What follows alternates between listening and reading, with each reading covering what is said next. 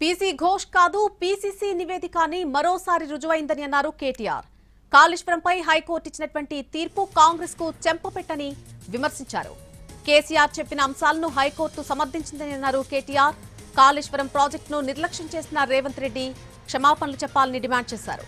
వెంటనే మేడిగడ్డ బ్యారేజ్ లో దెబ్బతిన్న పిల్లర్లను వెంటనే మరమ్మతు చేయాలని అన్నారు.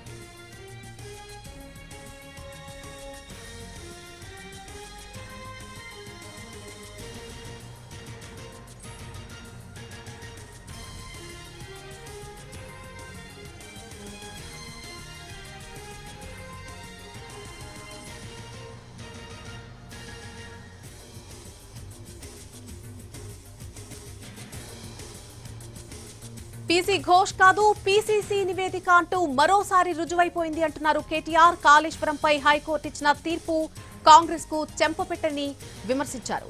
కేసీఆర్ చెప్పిన అంశాలను హైకోర్టు సమర్థించిందని అన్నారు కేటీఆర్.